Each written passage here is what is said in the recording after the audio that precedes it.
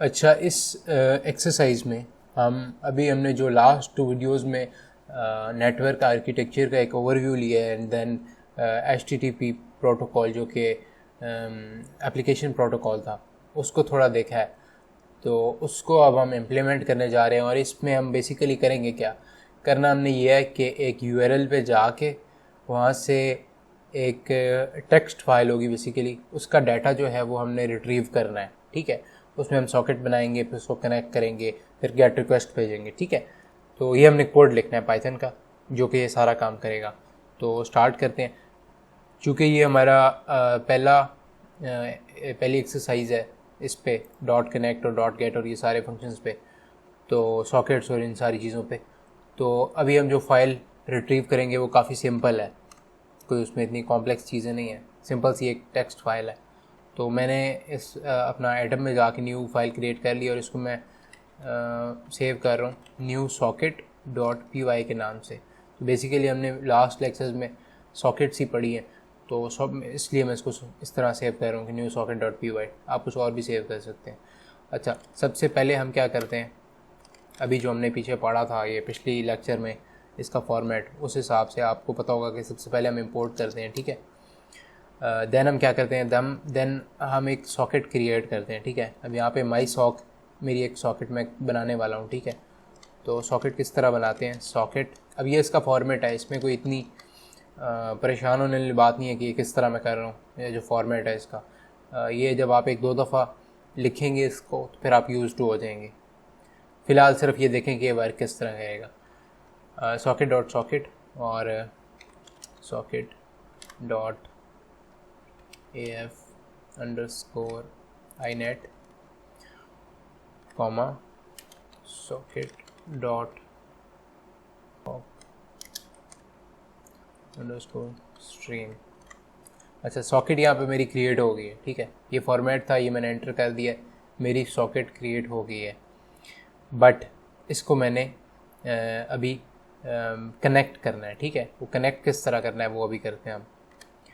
माई सॉक dot connect method, dot connect method से हम इसको कनेक्ट करेंगे। ठीक है, अच्छा, अब कनेक्ट मेथड के अंदर जो इनपुट है ना, वो एक ट्यूपल होगा। ठीक है, तो ट्यूपल जो मैं इसके अंदर इनपुट करूँगा उसके लिए मैं एक एक्स्ट्रा पैरेंथेसिस लगा रहा हूँ। ठीक है, ट्यूपल के आसपास ये जो छोटी स्मॉल ब्रैकेट्स होती हैं या पैरेंथेसिस ये होती हैं, और इसके अंदर आप 2 क्राइटेरियाज हैं। ठीक है, इस ट्यूपल के अंदर 2 एलिमेंट है।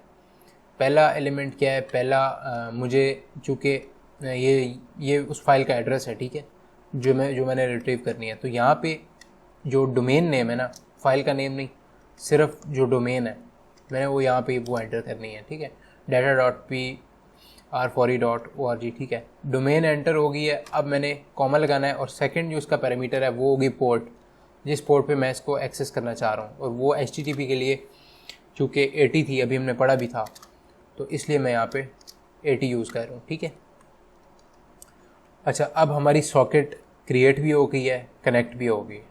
अब हमने क्या करना है कि डाटा रिट्रीव करने के लिए एक रिक्वेस्ट जनरेट करनी है, गेट रिक्वेस्ट।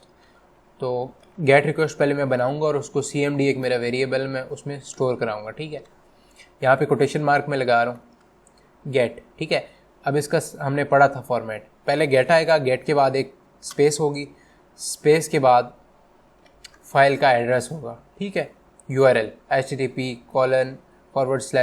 डोमेन, और उसके बाद फाइल का नेम, ये URL जो होता है। ठीक है, अच्छा, फाइल का URL आ गया, और इसके बाद होगी हमारी एक और स्पेस, और यहाँ पे हम HTTP, ठीक है, प्रोटोकॉल HTTP 1.0, और यहाँ पे कुछ चीज़ें आपको अब न्यू होंगी, ये पहले हमने देखा है, और इसको भी आप परेशान होने की ज़रूरत नहीं है कि ये क्या है। ठीक है, \r/n 2 न्यू लाइंस हमने क्यों इंसर्ट कराई हैं, ये हम आगे डिस्कस करेंगे।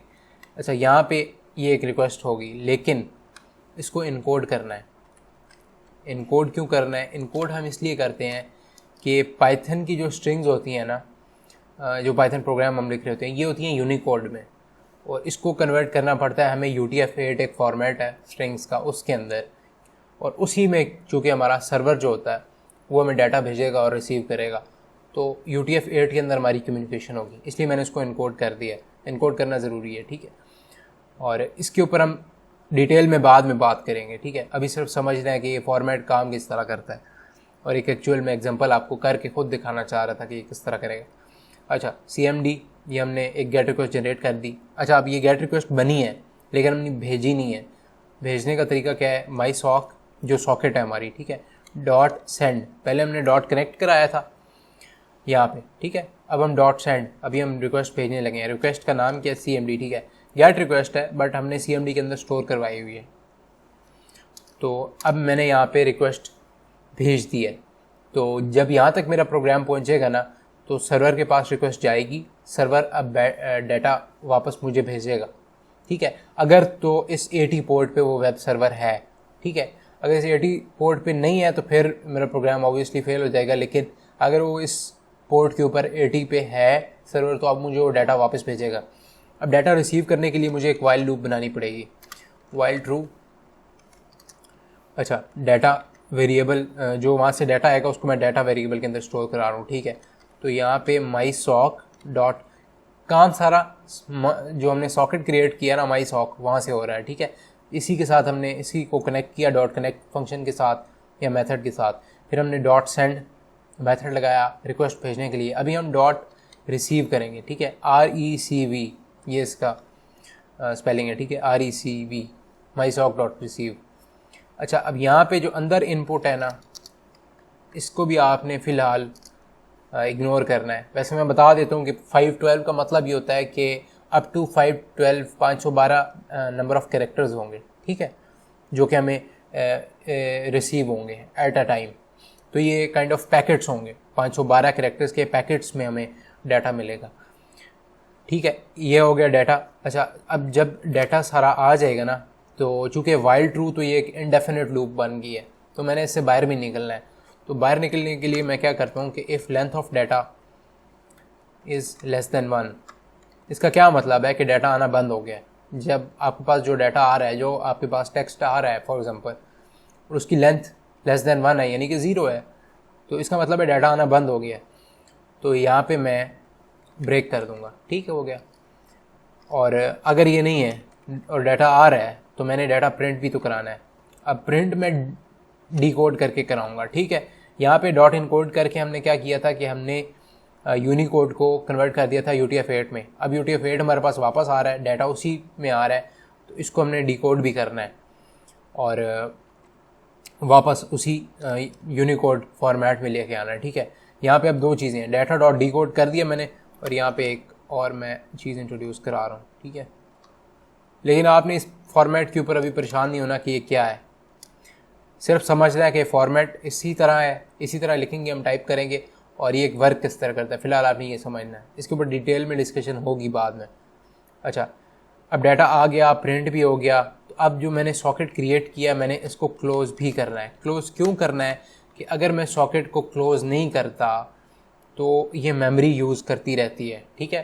जो मैं सॉकेट क्रिएट कर देता हूँ ना वो, और कनेक्शन तो लाइव है, जब तक मैं कनेक्शन तोड़ूंगा नहीं, सॉकेट मतलब क्लोज़ नहीं करूँगा, तो ये मेरी मेमोरी यूटिलाइज़ करता रहता है प्रोग्राम। इसलिए मैं सॉकेट जो अपना बनाया था उसको क्लोज़ कर दूँगा फॉर्मली, माई सॉक डॉट क्लोज़, और इस पर डॉट क्लोज़ फंक्शन लगाना है।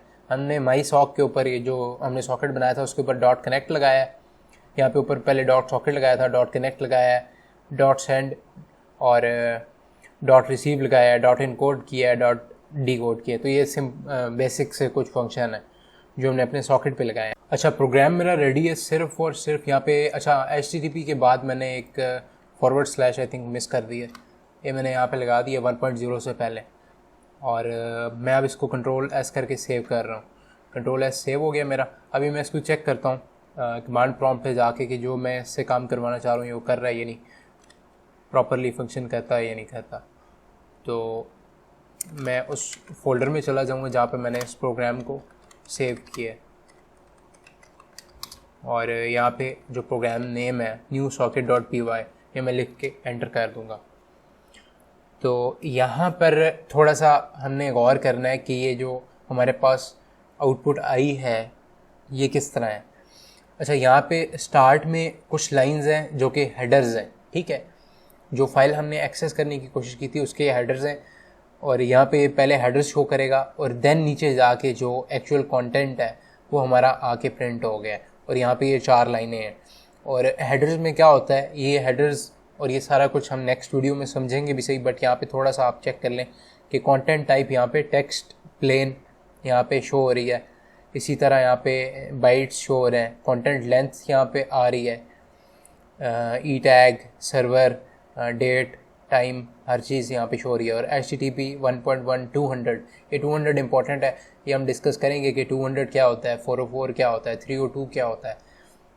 अच्छा, यहाँ पे क्विकली मैं एक चीज़ चेक करूँगा कि जो मैंने यहाँ पे फाइल जो एक्सेस की है थ्रू माई पाइथन प्रोग्राम, अगर मैं उसको उस URL को ख़ुद ओपन करूँ .txt फाइल को, तो ये मुझे एग्जैक्टली वही 4 लाइनें हैं जो कि मुझे यहाँ पे अपनी कमांड प्रॉम्प्ट पे एंड पे यहाँ पे प्रिंट होके आ गई हैं। तो यही 4 लाइनें यहाँ पे पड़ी हुई थी जो कि इसने वहाँ से उठा के हमारी गेट रिक्वेस्ट को वापस भेजी हैं। तो this was all about gate और सॉकेट्स, जो हमने यहाँ पे सॉकेट क्रिएट किया और गेट रिक्वेस्ट बनाई है। अभी नेक्स्ट वीडियो में हम थोड़ा इन चीज़ों पे गौर करेंगे कि ये 200 क्या है, HTTP और इन सारी थोड़ी इसमें हम इन डेप्थ जाएंगे। और so see you in the next video इंशाल्लाह। Thank you for watching.